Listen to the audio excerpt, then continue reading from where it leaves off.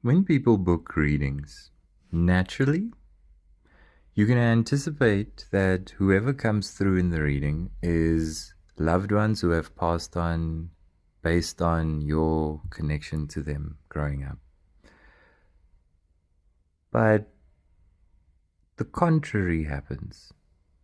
The side of the family that you know nothing about, especially beyond the veil, that's the side of the family that's the loudest. Grandmother, grandfather, maybe you never met them at all. Maybe you don't know that much about their lives. Maybe you only spent 4 years with them, 5 years with them, 6 years, 7 years, and then they passed on. The assumption to the flesh mind is, oh, because I never had lots of time, therefore I know nothing about them, they know nothing about me. Utter bullshit. Nonsense. When you speak to someone like me, I'm a connoisseur of connecting to the dead people. I'm like WhatsApp, airtime to connect to that side. Whilst you doing the whole funeral thing, I'm sitting here chilling with these people like, you like your funeral? They're singing nice songs there for you. I've just noticed that in readings, it's the side of the family that no one knows much about that shows up very quickly. And it's so loving in seeing how they're very present with you through all like a big chunk of your themes of life. For women who have, for example, lost a child, they there with your son, they there with your baby. The one loved one or the one side of the family you know nothing about is the side that literally is caring for those on the other side. If you've gone through relationships, breakups, marriages, if you were in school, in college, university, high school, primary school, they've been with you through whatever ups and downs you've gone through, walking home, driving with you. They there. They literally there. Though the side that you don't think or don't know much about, they very present. Grandmothers, grandfathers. There's a favoritism with their grandchildren. They always present. So it's sad because again, the human mind, very, very fragile environment that thinks a lot of itself. They'll come with this idea and say, oh no, I anticipate that which I was close to show up. And I say, look, that is a theme.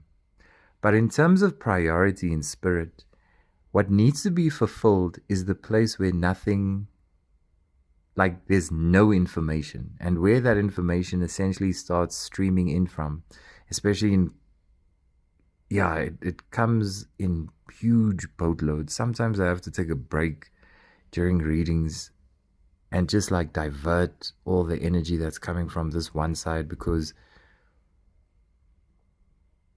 these individuals have this thing with like they very picky about who they commune with. So you might go to many readings, but not everyone readers that you pick up and that you do readings with is going to pick up like the family members.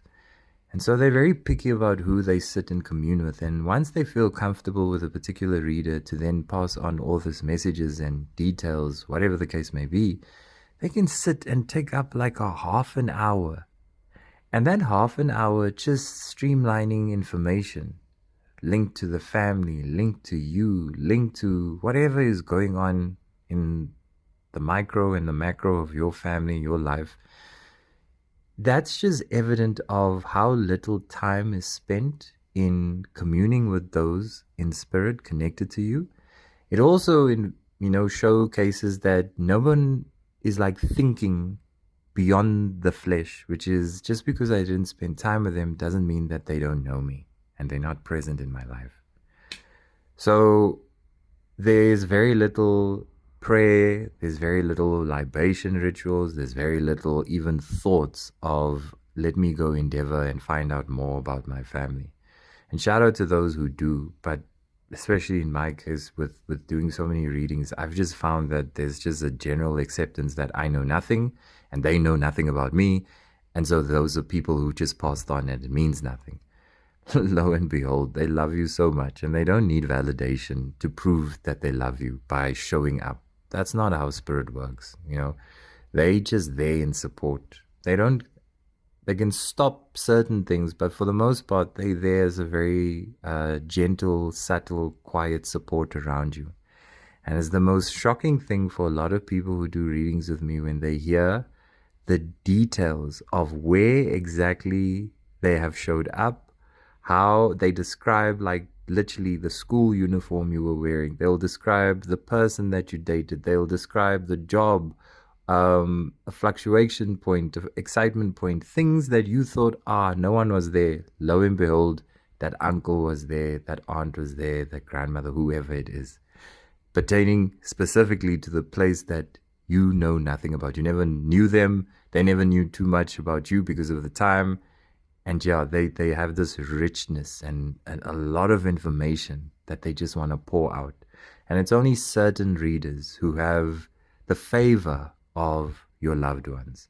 It's normally the readers who, it's the kind of person that if you invited them to your family function, you just know that they'll blend in.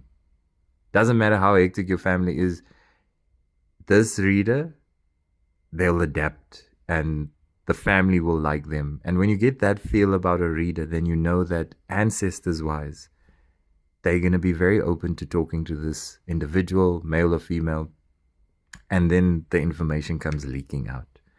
So please, even if you go to anyone else and do a reading, don't have expectations. You know, don't have a set idea of which cohort of your ancestry you think is going to come about and share things. You want to go into readings very open to see who and what is communing with you beyond your vision, beyond your awareness, because that's what the skill is. I practice a life in being very multidimensional, in knowing what that side wants and what they share, and also being very present in the human body and balancing those two worlds. And for a lot of people, just because there's absence in the flesh, in knowledge, doesn't mean there's absence in presence, in spirit.